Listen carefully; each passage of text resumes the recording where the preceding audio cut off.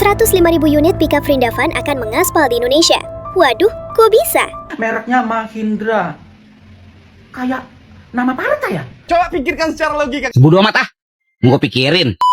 Di saat Presiden teriak kemandirian industri, di saat jargon P3DN dikampanyekan kemana-mana, tiba-tiba PT Agrinas melenggang impor kendaraan utuh dari India.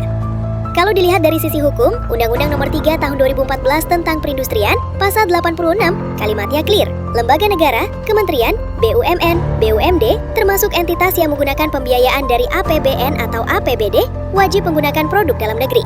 Kata yang dipakai bukan sebaiknya, bukan diutamakan, tapi wajib. Dalam teori hukum, ini disebut norma imperatif, mandatory provision. Lu ngerti nggak sih? Kalau saya, kalian tidak usah ragukan. Saya udah paham. Kalau skema pembelian pickup ini dibiayai APBN, APBD, dana desa, atau kredit dari Himbara yang notabene bank milik negara, jelas langsung bertabrakan dengan pasal 86. Tinggal tindak lanjutnya aja. Tapi dengan kejadian saat ini, justru pemerintah sendiri yang mengkhianati pasal ini.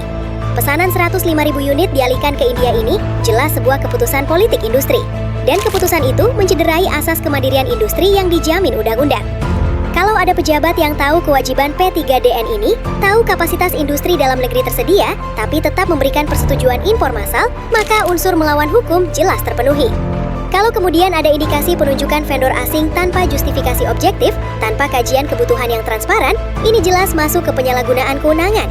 Dan kalau keputusan itu menyebabkan kerugian pada perekonomian nasional, maka unsur merugikan keuangan negara mulai terpenuhi. Ini sudah masuk wilayah yang bisa ditarik ke Undang-Undang Tipikor. Pertanyaannya bukan lagi boleh impor atau tidak. Pertanyaannya, apakah prosesnya sah secara hukum?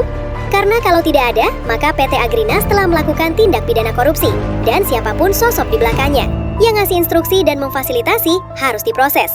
Jangan sampai undang-undang hanya jadi dokumen formal yang bisa dilompati ketika proyek sudah diatur oleh penguasa dan juga menginjak-injak marwah presiden yang dianggap pajangan semata.